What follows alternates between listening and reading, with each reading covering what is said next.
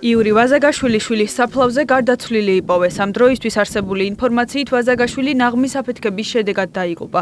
ახლობლების განმარტებით იური ვაზაგაშვილი კასპის რაიონის სოფელ ყარაფილაში ნათესავის დაკრძალვაზე იმყოფებოდა და შვილის საფლავზე ყვავილების მისატანად მარტო წავიდა. ახლობლების თქმით აფეთქება სწორედ მაშინ მოხდა, როცა ვაზაგაშვილი ყვავილებს ცვლიდა. შემთხვევის ადგილზე ამ დრომდე მუშაობენ ექსპერტ-კრიმინალისტები.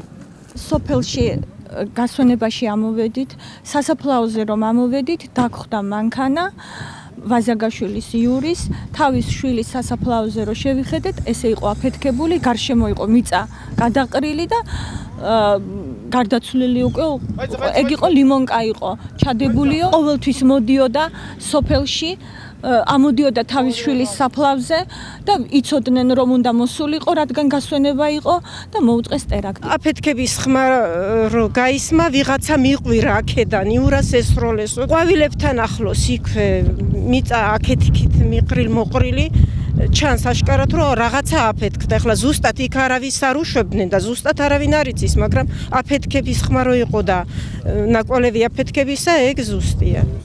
თვითმკვლელობის ვერსიას გამორიცხავს იური ვაზაგაშვილის ადვოკატიც. გაგი მოსიაშვილის თქმით, მკვლელობა იმ პირების მიერაა ჩადენილი, ვისაც სამართლიანობის აღდგენა არ სურდათ. ვერსია ჩვენი საზრით ერთადერთი იური ვაზაგაშვილი გარდაიცვალა და მოკლეს საკუთარი შვილის საფლავს. აპრიორი ვინ შეიძლება იყოს ამ კითხვაზე პასუხი ნამდვილად არ მაქვს, თუმცა ძალიან ბევრი მტერი ყავდა იურის ის ადამიანები, ვისაც არ უნდოდა სამართლიანობა აღდგენილიყო.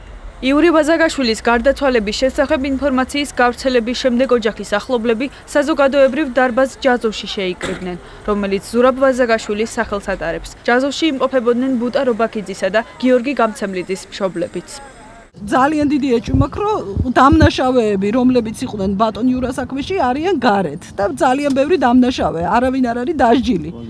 და ზუსტადაც ძალიან ესეთი სიტუაცია დაძაბული და არავინ არ იცის შემდეგი ვინ იქნება, მე ვიქნები თუ კიდე სხვა. არა აქვს ჩემთვის მნიშვნელობა, ეს არის მკვლელობა თუ თვითმკვლელობა, ორივე შემთხვევაში იური ვაზაგაშვილი არის მსხვერპლი, როგორც იმ ხელისუფლების, ასევე ამ ხელისუფლების.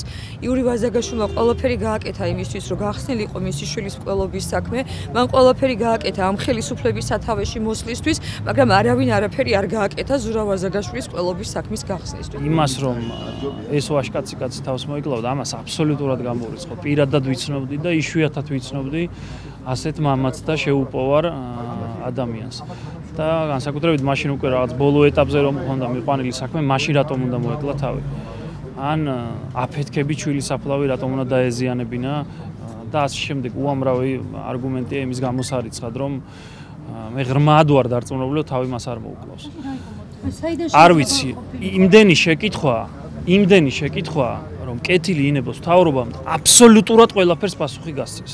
იური ვაზაგაშვილის სიკვდილს თავზარდამცემი უწოდა პრემიერ-მინისტრმა. ირაკლი ღარიბაშვილის მიერ Facebook-ის ოფიციალურ გვერდზე გამოქვეყნებული განცხადების მიხედვით, ის შოკირებულია და პროკურატურისგან საქმის სასწრაფოდ გამოძიებას ითხოვს. გამოძიების დროულად ჩატარების აუცილებლობაზე ისაუბრა იუსტიციის მინისტრმაც. თეა წულუკიანის თქმით, პროკურატურამ შედეგი უსწრაფესად უნდა დადოს. მათ ვინც ეს ჩაიდინეს, რა თქმა უნდა, შესაბამისი ორგანოები მიაგებენ უმკაცრეს პასუხს.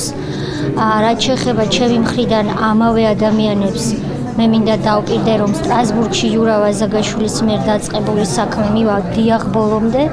დიახ იუსტიციის სახლის წინ მემორიალი იდგება იქ, სადაც დგას და როგორც ჩემთვის ცნობილია, თუმცა პროკურატურა ამაზე თავად ისაუბრებს, იური ვაზაგაშვილის შვილის გამოძიების საქმე საკმაოდ კარგ გზაზე დგას და შეიძლება მალე შედეგიც დაიდოს. ძალიან დიდი გამოცდილება მაქვს პროკურატურაში და საჯილახსოვრებაში ინფორმაციებთან დაკავშირებით და მე დამბურთგლა ამ ფაქტმა. მე იმეც ვიტოვებ, რომ უმოკლეს ვადაში ეს დანაშაული იქნება გახსნილი და ის პირები კანონის ჩარჩოში, მაგრამ ძალიან მკაცრად იქნებიან დასჯილები იმისთვის, რომ ერთხელ და სამუდამოდ ადამიანებს ჰქონდეთ გარანტია, რომ სიმართლისთვის არ კვდებიან ამ ქვეყანაში. როდესაც მამა იბრძოდა და ედგინა სიმართლე მისი შვილის დაღუპვის ფაქტთან დაკავშირებით, ის კანონიერად იყო ლიკვიდირებული თუ ის იყო მოკლული უკანონოდ და ასეთ დროს მამის წინააღმდეგ ესეთ საზარელი დანაშაული ხდება, რა თქმა უნდა, ასეთ შემთხვევაში საფუძვლიანია ეჭვი, რომ ეს დანაშაული ჩაედინა გააკეთეს იგივე პირებმა, რომელთაც ჰქონდათ ჩადენილი დანაშაული მე შვილის მიმართ. მე იმედი მაქვს ეფექტური და სწრაფი გამოძიების.